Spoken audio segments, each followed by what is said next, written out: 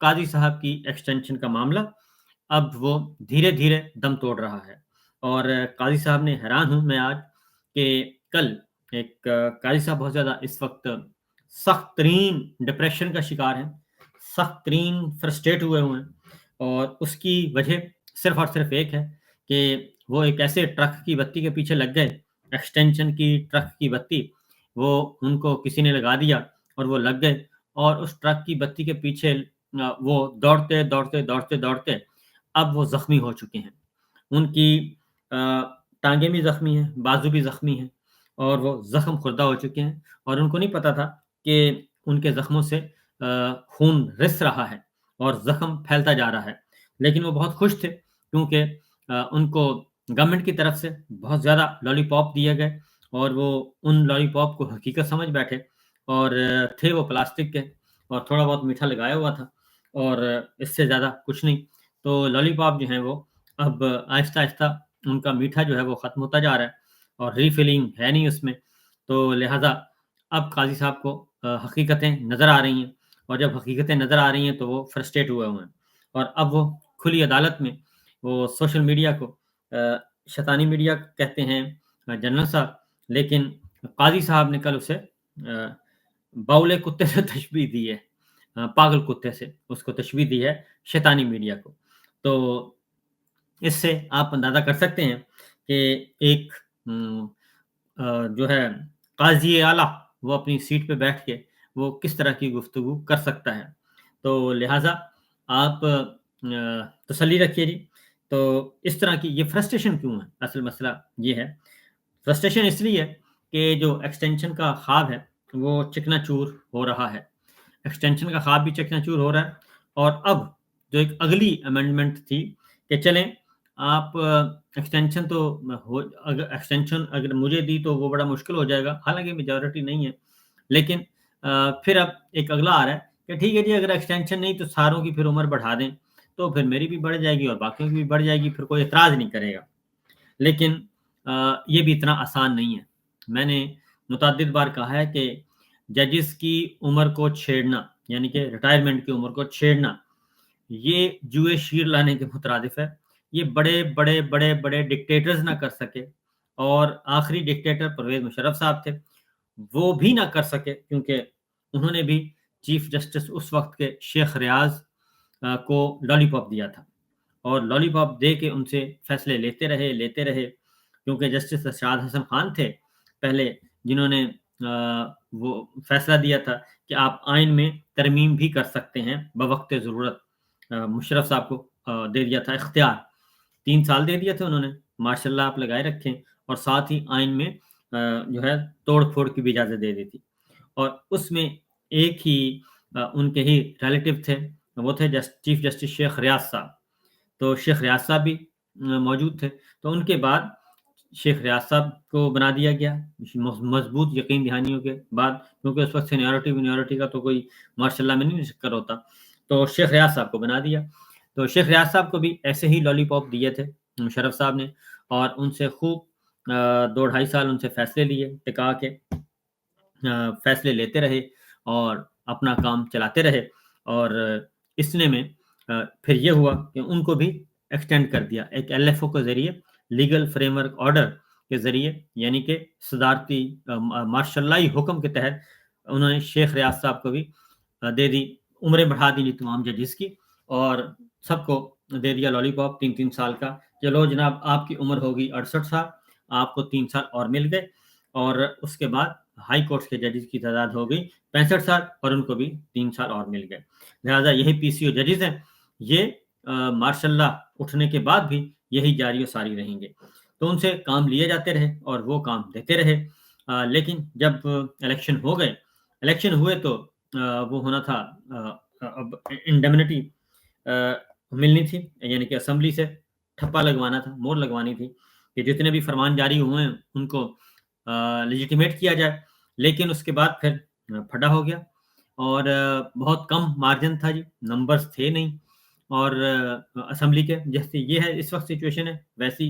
Number تھے نہیں، تو اپوزیشن کے بغیر معاملات حل نہیں ہو سکنے تھے، لہٰذا اپوزیشن تھی متحدہ مجلس عمل کی، تو مولانا فضل الرحمان صاحب اس وقت اور باقی سارے جماعت اسلامی تمام 5 دینی جماعتیں جو ہیں ان کی اپوزیشن تھی، اور مولانا فضل الرحمان صاحب لیڈر آف اپوزیشن تھے، اور اس وقت مولانا نورانی صاحب بھی تھے، اور غالباً اس وقت قاضی صاحب بھی تھے، اور ہاں جی قاضی صاحب بھی تھے، مولانا بھی تھے، سارے تھے، اور تمام دیت اور علماء کرام 5 بڑی جماعتوں کے، 5 بڑی مذہبی جماعتوں کے، اور اس میں غالباً ساجد میر صاحب بھی تھے، تو یہ سارے کے سارے اس میں موجود تھے جی۔ ابو الخیر محمد زبیر بھی تھے، یاد آ رہے ہیں، ایسا ایسا نام یاد آ رہے ہیں، تو تمام مذہبی جماعتوں کا وہ اتحاد تھا، اور اس وقت پھر ہوئے مذاکرات، طویل مذاکرات ہوئے، تو طویل مذاکرات میں ججوں کی عمر جو ہے وہ اس پہ اتفاق نہیں ہو سکا، اپوزیشن نہیں مانی، اور اسے واپس لے لیا گیا۔ یعنی اب یہ ہوا ہے کہ آج مولانا فضل الرحمان صاحب نے آج باقاعدہ طور پہ جی اپنی پارٹی کو ہدایت نامہ جاری کر دیا ہے، اور وہ ہدایت نامہ بہت ہی مزے کا ہے، اور اس میں انہوں نے کہا ہے کہ محترم اراکین سینٹ JUI پاکستان، محترم اراکین سینٹ JUI پاکستان،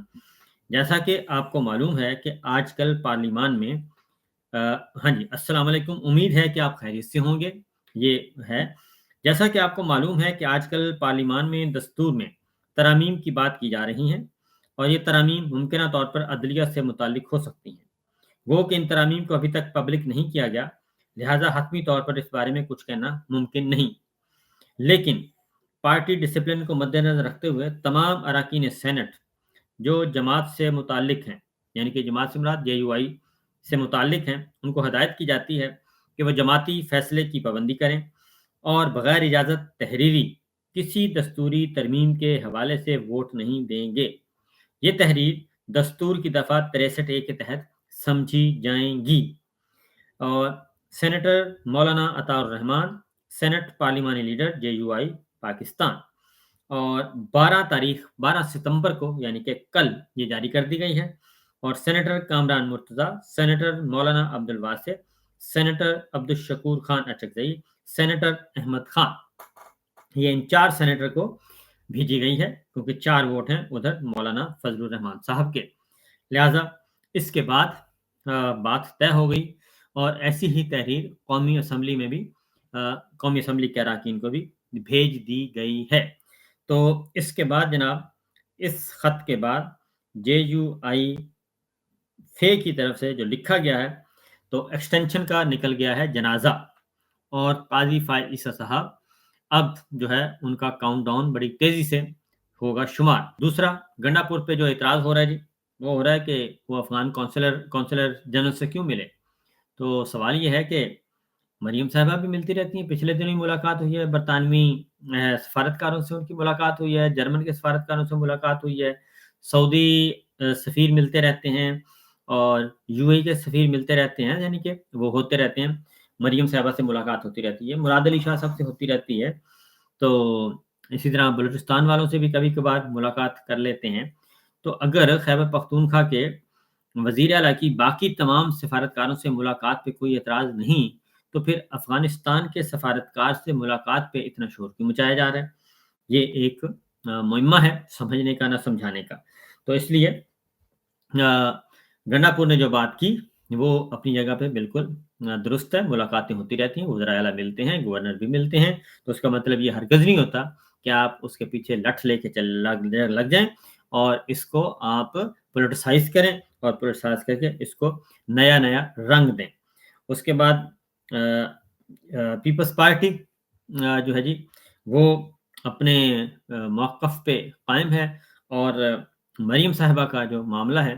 کیونکہ خیبر پنجاب میں انہوں نے پاکستان پیپلز پارٹی کو